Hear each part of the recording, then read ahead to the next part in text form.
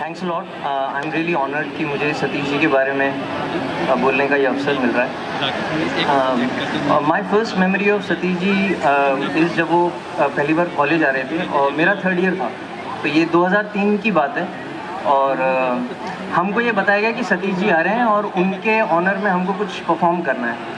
तो म्यूज़ॉक भी परफॉर्म कर रहा था, डेप्सॉक नहीं, म्यूज़ॉक था, और डांस का एक सेंसेशन नाम की सोसाइटी, आई डोंट नो अभी है या नहीं, वो लोग भी परफॉर्म कर रहे थे। तो हम लोगों ने सोचा कि rather than performing a very small skit kind of a thing, let's perform a proper play. तो हमने एक नाटक बनाया था। व्हाट आई रिमेंबर इज़ कि डांस का परफॉर्मेंस देखने के बाद और म्यूज़ॉक का पूरा परफॉर्मेंस देखने के बाद सतीश जी इतने एक्साइटेड हो गए, उतने खुश थे कि उन्होंने खड़े होकर अनाउंस कर दिया कि मैं हर साल एक टैलेंट कॉलेज से मुंबई लेके जाऊंगा। और हम लोग, मतलब मैंने वो प्ले डायरेक्ट किया था और हमारी कास्ट हम लोग बैठे हुए थे और हमको लगा कि हमारा चांस गया, क्योंकि ये तो पहले ही इम्प्रेस हो गए। लेकिन फिर उसके बाद जब प्लेयर्स ने परफॉर्म किया तो सतीश जी दोबारा खड़े हुए और वो बोले कि अरे यार, मैं तो भूल गया, मैं तो खुद प्लेयर्स का हूँ। तो इन शॉर्ट ही सेड कि भाई मेरी एलिजेंस तो प्लेयर्स के साथ है। तो और फिर उसके बाद मैंने कहा कि इन्होंने जो वादा किया है, इस वादे का सबसे पहला व्यक्ति मैं बनूंगा। और मैं सतीश जी के पीछे पड़ गया कि मुझे मुंबई आना है। और उन्होंने बोला यार तू एक्टिंग कैसे करेगा क्या? मैंने कहा सर मैं पहले आपको असिस्ट करूँगा। एंड जब उनको लगा कि भाई ये लड़का वाकई में सीरियस है, he wants to do it, तो ही कॉल्ड मी। और मैं शायद 15 दिन के अंदर अंदर अपना लास्ट एग्ज़ाम देने के बाद I went to Mumbai and I started assisting him. लेकिन जो मेन मज़ा है, जहाँ से मुझे सतीश जी से जो मेरा राब्ता बना प्रोफेशनली और पर्सनली, वो एक्चुअली वहाँ पहुँचने के बाद बना। आप जब भी हम किसी नए इंस्टीट्यूट में जाते हैं या कहीं नई जगह पर जाते हैं हम, तो शुरू में हमें कोई एक इन पॉइंट चाहिए होता है, जिस इन पॉइंट के बाद हम कंफर्टेबल होते हैं और हमको लगता है मैं बाकी काम भी संभाल लूँगा।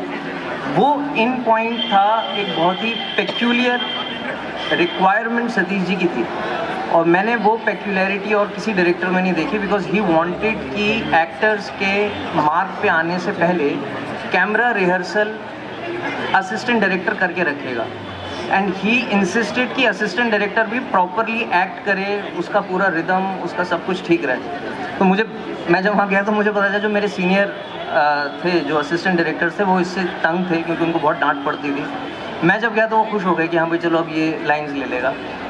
और बात यहीं पे ख़त्म नहीं हुई थी, क्योंकि बात ये थी कि आप लाइन्स तो ले रहे हैं, लेकिन सतीश जी की एक आदत थी, वो खुद सीन में पहुँच जाते थे। तो अगर मॉनिटर है, जिस मॉनिटर पे आप देख सकते हैं कि भाई एक्टर वहाँ मार्क पे खड़ा हुआ है, तो वो मॉनिटर देखते देखते बोल देते थे कि हाँ अनंत यहाँ आ जा।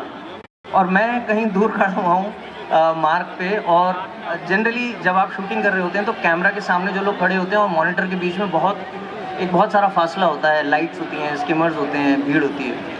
तो मुझे सतीश जी दिखते नहीं थे और सतीश जी मॉनिटर में कह रहे हैं अनंत यहाँ आ जा, और मैं वहाँ हाथ खड़ा करके बोलता रहता था कि सर किधर किधर।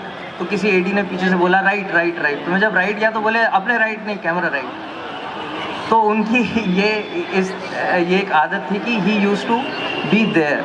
और इसका सबसे बढ़िया एग्जाम्पल एक था कि एक दिन उसी फिल्म के सेट पे हीरोइन ब्राइडल मेकअप में है और वो भागकर अपने प्रेमी से मिलने जा रही है, तो शी इज़ इन टैक्सी। और जो हीरोइन आई उसका पूरा ध्यान उसके कॉस्ट्यूम पे था, और सतीश जी को लगा कि ये इमोशन पकड़ नहीं पा रही हीरोइन, तो उन्होंने उसको बैठाया और एक्शन बोलने से पहले उन्होंने जिस तरह से एक्शन बोला, वो आपको बताएगा कि वो खुद परफॉर्म करने के लिए आतुर रहते थे जैसे। तो उन्होंने बोला कि yes, remember those days, remember that diary, remember that love song, tears in your I, action. और उन्होंने जब इस तरह से एक्शन बोला, हीरोइन ने चीफ असिस्टेंट को देखा, मैंने सतीश जी को देखा, और थोड़ी देर के लिए साइलेंस हुआ सेट पे, बट हमने कहा चलो आगे बढ़ते हैं। और इसी का एक और किस्सा है छोटा सा, कि हम दिल्ली में ही शूट कर रहे थे और हीरो खड़ा हुआ था, इसी हीरोइन का हीरो, और वो सैड सॉन्ग चल रहा है। वो बोले जिप शॉट है, ये जिप ऐसे नीचे आएगी और हीरो के चेहरे पे, और बोले बेटा ये जैसे ही गाना फेड होगा ये कैमरा तुम्हारे चेहरे पे आएगा and then the tear drops. तो वो हीरो बोला कि यार सतीश जी ये बहुत ओल्ड स्कूल है और रोना बड़ा डिफ़िकल्ट है सतीश जी। तो सतीश जी ने उससे पूछा कि बोले अच्छा डिफ़िकल्ट है, एंड सतीश जी से तेरे को पता है मैं कभी भी रो सकता हूँ। वो बोले मुझे यार कोई देता नहीं ऐसे सीन्स, मैं कभी भी रो सकता हूँ।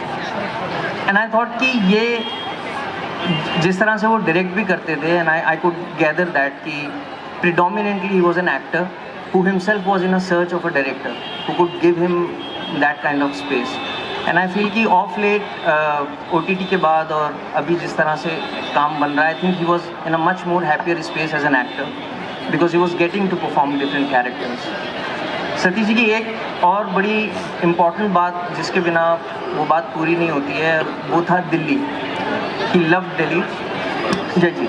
तो वो थी दिल्ली, एंड आई थिंक कि ही मेड श्योर कि वो दिल्ली में कुछ ना कुछ ज़रूर परफॉर्म करें, कुछ ना कुछ शूट ज़रूर करें। और उनके बारे में एक जो इम्पॉर्टेंट चीज़ थी वो ये कि he had a very fluid perspective of insider outsider. आपको कभी भी उनसे बात करके ये नहीं लगता था कि ये मुंबई के एक डायरेक्टर हैं या एक्टर हैं जो कि दिल्ली के किसी थिएटर वाले से बात कर रहे हैं या अपनी रूट्स में या हरियाणा में अपने गांव वाले से बात कर रहे हैं। He always seemed and came across as a person कि ये हमारे हैं जो कि वहाँ काम करते हैं। एंड आई थिंक कि this is the best part of Satish ji. और ऑफ लेट मेरी उनसे आखिरी जो बात हुई थी वो यही थी, उनकी फिल्म आ रही थी थार नेटफ्लिक्स पे। मैंने उनको कॉन्ग्रेचुलेट किया था मैसेज पे, तो उन्होंने मेरे से बोला था यार काम वाम तो होता रहेगा, मिलने आ, क्योंकि मिलते रहना चाहिए, काम की बात तो होती रहती है। और अनफॉर्चुनेटली मैं नहीं मिल पाया उनसे, बट आई फील कि he is a very good reminder to all of us कि कैसे हमें अपनी रूट्स के साथ जुड़े रहना चाहिए। And I think the best part about him was that he had that vantage point of a insider outsider. So I think that is the best part of him.